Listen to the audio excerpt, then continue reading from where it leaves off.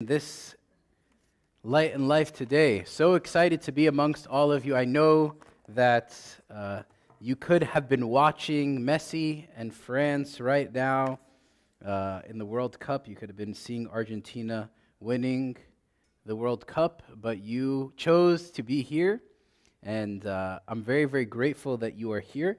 And I'm praying that we could take just have a short discussion today on the life of who I think is truly a hidden gem of the Nativity.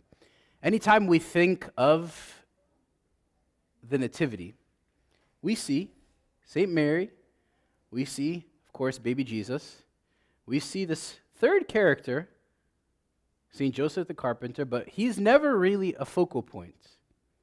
People don't really talk about St. Joseph, and I actually will say that he, to me, is like the beauty is in his hiddenness. The beauty is in the fact that he chooses to be kind of like a silent character in the story of the Nativity, and he chooses to sort of come, answer the role that God has given him, and faithfully disappear. God calls him to a specific role, and then he faithfully disappears. Actually, when you look at icons of St. Joseph, oftentimes you'll see a picture of St. Joseph with Christ on his shoulder. Now, most of us in the Coptic tradition will say that's St. Bishoy, but actually, St. Joseph is the first Christophoros. He's the first one to carry Jesus on his shoulder because he was a dad. He was the father of Christ. And everybody, even when they refer to St. Joseph, they'll always say, is this not Jesus, the son of Joseph the Carpenter? So St. Joseph constantly, time and time again, is sort of brought up, but nobody really focuses on him. My hope today is for us to learn a few lessons about his character and how we can apply it in our life today. Abuna Paul, who remembers, spoke about what week 1 of this series? Sorry? The wise men. Very good. Who did he speak about the second week? The angels. And this week we'll be talking about St. Joseph. Very good pop quiz. I'm glad that you guys were listening. Although there was only a few of you that answered, but hoping better class participation as we keep going. So we're going to open up today to Matthew chapter 1. And we are going to fast forward to verse 18.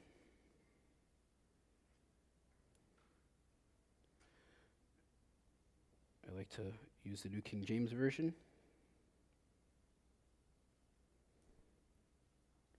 Now the birth of Jesus Christ was as follows.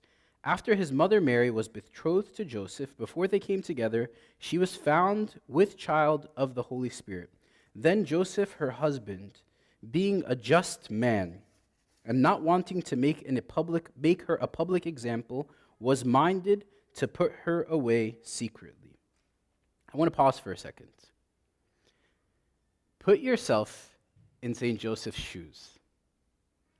You have been entrusted this young, beautiful woman to care for, to take care of her. And all of a sudden, you think she grew up in the temple, you think she's holy, you think that she is like this person who you would look at and say, she's to be trusted. She's to be trusted. There's nothing that can happen. She's grew up in the temple. And then all of a sudden, one day, you come home and you find out that she's pregnant. Imagine this. You are St. Joseph. You find out one day that the girl that you were entrusted to take care of, you're betrothed to, you're going to marry, you find out that she is pregnant. Now, in all logic, you would say to yourself, okay, she's a holy girl. I know this doesn't really make sense, but human logic has to kick in. How is she pregnant? The only way physiologically and biologically a person gets pregnant is through someone impregnating her, right? Now, the natural conclusion that most of us would jump to is that this wasn't an immaculate birth because it never had been done before. I know we read this story as though it's it was just another day in the life. No, this had never been done before. There had never been an immaculate conception before. So you're sitting in the perspective of St. Joseph the Carpenter and thinking to yourself, maybe he was out for a day of work and then maybe he came home and then St. Mary tells him, hey, guess what, I'm pregnant. Or maybe he starts to notice the belly. We don't have the details of the story of how he found out. But where he shines is what it says here.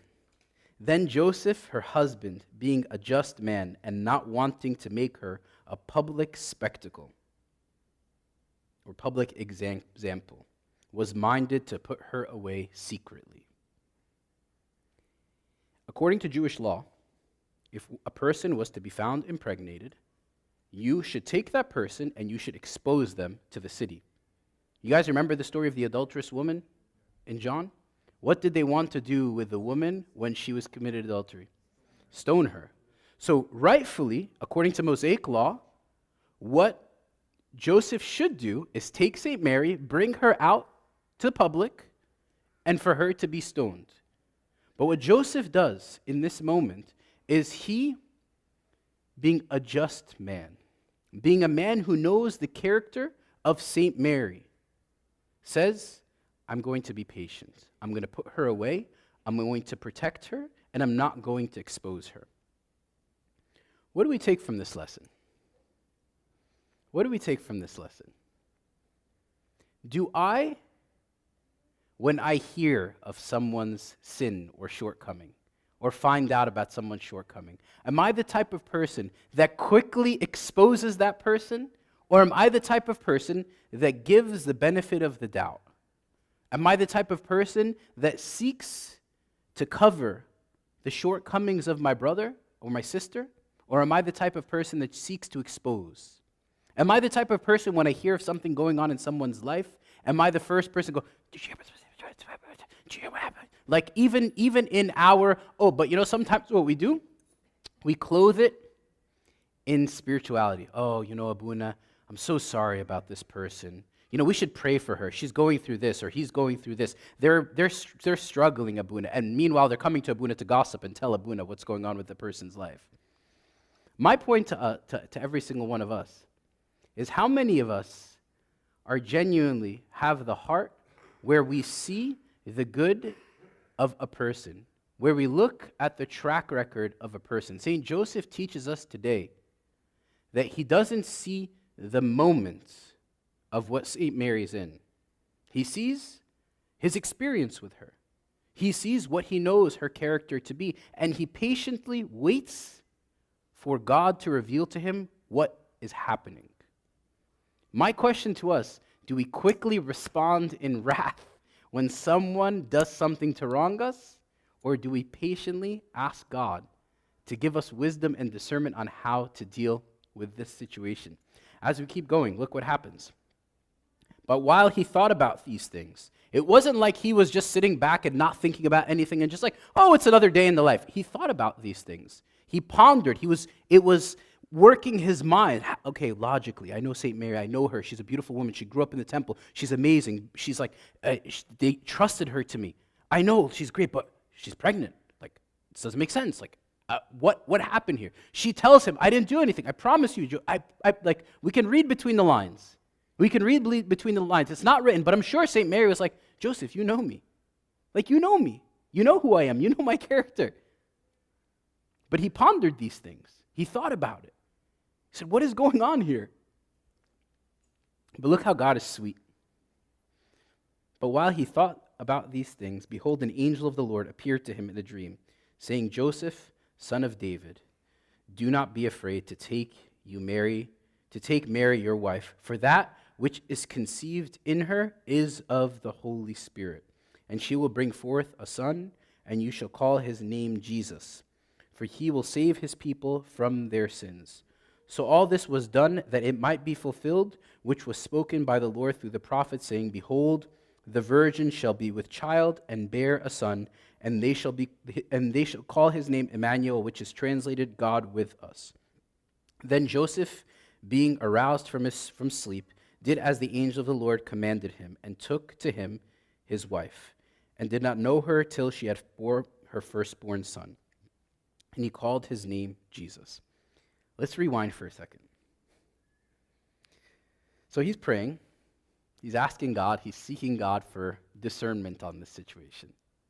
And then an angel of the Lord appears to him.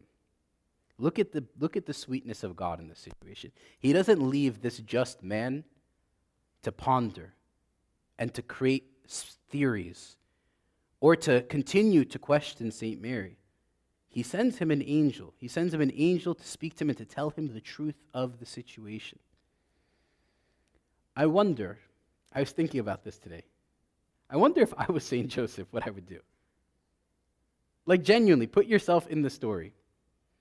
Like, I come home, and my amazing, beautiful wife says to me, you know, if she was a 12-year or 13-year-old girl, St. Mary, and she says to me, she's holy, living in the temple, righteous before God, and I find out she's pregnant. How am I going to respond? Am I going to even go to God in prayer? Am I even going to come to him and say, Lord, give me a revelation about this? I'm probably going to be like, God, you cursed me. You gave me this person, and I was supposed to be taking care of her. And actually, ask yourself this question. The commentators will say that St. Joseph was older and that he was entrusted to take care of St. Mary. Okay? You could also jump down to the conclusion of it was your responsibility to take care of her, and you left her to make a mistake, right? He could have thought that, right? So he maybe in his mind, again, we're reading between the lines of the passage. He could have easily in that moment said, it's my fault. I left her, and this is why this happened. But what did he do? This is why he is a gem. He turned to God for answers. He turned to God for a revelation. He turned to God for him to be the one to reveal to him what the truth of this story is. And the Lord was faithful. The Lord was faithful. And I think sometimes we look at prayer as a last resort. We don't look at prayer as the first option. We look at prayer as something that we do after we've put all of our effort, all of our struggle, all of our thing, and we say, okay, God, can I include you into this situation? But I think what God is asking every single one of us, including me, is to make prayer the priority, to make prayer the first solution. You know, when you read about the life of Pope Kyrillos VI. Pope Kyrillos, when he came into the church, people thought that he was like, who is this patriarch who just prays all the time? We need a patriarch to come in and to do something. The church needs revolution. The church needs reform. The church needs like somebody to be an agent of change. And this man, all he does is pray liturgies every single day. The greatest revival in the Coptic church happened through the life of Pope Kyrillos VI. The greatest revival in the church. Not because of his own human efforts, but because the man every day stood before the Lord at the altar and asked for the Lord to work in the lives of his people. And the disciples of St. Pope Kyrillos turned out to be the people who paved the way for the church, the likes of the Abuna Bishoy Camels, the Pope Shenoudas, the different people who grew in the church under the life that they saw of Pope Kyrillos. Prayer is not a last resort. Prayer is the primary method by which we address all of the problems in our life. St. Joseph easily, again, could have taken St. Mary, exposed her, got her stoned, but he chooses to take the route of seeking God. And in seeking God, the Lord gives him a message, and this message tells him what you cannot mention Jesus of Nazareth without the son of Joseph. His name is mentioned in every single time anyone refers to Christ in the New Testament. Is this not Jesus, the son of Joseph from Nazareth? But I want to tell you the beautiful part about St. Joseph. St. Joseph does something really amazing. He carries St. Mary, he takes care of St. Mary, and he takes care of Christ faithfully, quietly, and then disappears. Disappears. He's not seeking to be known, and this is why I like him as an intercessor. I think he's fantastic. Like, most people don't ask for the intercession of St. Joseph, but I like St. Joseph very much and ask for his intercession because he's not a man that was seeking like a clap. He was a man who wanted to do that which he was entrusted with and was faithful in what he was doing. There are a few lessons that I want to share with you today for the last few minutes of this talk about the person of St. Joseph. First off, his devotion to God. How did he become a just man? How did he become righteous before the Lord? How did God choose him to be the person to take care of St. Mary and to raise Christ? Think about this. Think about the influence that this man must have had on Christ. We sometimes focus so much on the divinity of Christ that we reduce the humanity of Christ. Who was the one teaching him to be a carpenter? Who was the one saying, Jesus, this little hole that you put into this table, actually you need to fix it, move it a little bit to the left. We focus so much on the divinity, which is important, of course. It is the primary focus that the divine took flesh, but he took flesh, and he was a human, and he dwelt among us. And he had human attributes, and he had human feelings, and he learned, and he grew in wisdom and stature, the scripture says. So the devotion to God that St. Joseph lived is evident in his willingness to accept a woman, to take her in the midst of what logically looked like sin. And we can learn from his example by asking ourselves, how devoted am I to God in the midst of shortcomings? How devoted am I to God in the midst of trials and tribulation? How devoted am I to God in the way that I come to him every single day, regardless of the circumstances that are going on around me? The second thing that I think we can learn from St. Joseph is his commitment to his family. Commitment to his family. The man uprooted his life, took his whole family from Bethlehem and then to Egypt and then back to Israel, like just moving and moving and moving and moving and moving, and never complains, never says, why, Lord, did you choose me to take this role? He's committed to being a faithful husband, committed to being a faithful father, and I think sometimes we think that that's not important. Sometimes we think parenting is just like, all right, God, it's a natural thing that God gives me. Like, oh, I just had kids, like, khalas, it's just another day. No, parenting is one of the greatest gifts that God gives many of us. And it's a gift that we ought to be devoted to as the primary ministry that we have to the future generation of saints. Sometimes we think that I was saying this earlier in the sermon, is that we think St. Mary was like standing and like being this like superstar preaching from pulpits. No, St. Mary was a quiet, gentle mother. It was in her ordinariness that she raised and was the intercessor for all of us. We call her the pride of the human race. It was in her simplicity, it was in her ordinariness that she was great. It was in the ordinariness of St. Joseph as well that he raised, and he was a faithful, committed husband and was faithful to his family. Don't reduce family life, guys, whether you're a parent, whether you're a sibling, whether you are a daughter, any of our roles. Our commitment to our families is one of the most important things that we need to take as a gift from God to us, and our faithfulness, God will hold us accountable for. Our faithfulness to our children, our faithfulness to our parents, our faithfulness to our siblings, God will hold us accountable for. St. Joseph was devoted to his family. He's a family man. Also, I talked about this a few minutes ago, but his humility. He's described oftentimes as a humble, unassuming man, again, like I said, not seeking fame or recognition. Instead, he chose a life of service, a life of instruction, a life of teaching, a life of just being this figure in the life of Christ. I think all of us also discount the fact that he had to work. He was a carpenter. Like, he had to go to work to provide, right? I'll say this, and please don't be upset with me. There are many people that think that I don't need to work hard. I don't need to provide for my family. There are a lot of families in this world and in this country that people just don't do their role. Parent figures don't do their role and aren't faithful. St. Joseph worked. It wasn't like God rained trees of money for him in order for him to be able to. No, the Lord, he was faithful. He took the gifts and the talents that he had in being a carpenter, and he worked every single day to provide for his family. Again, don't discount that. The ordinariness of his life and the faithfulness in his ordinariness is what allows him to be mentioned over and over and over again.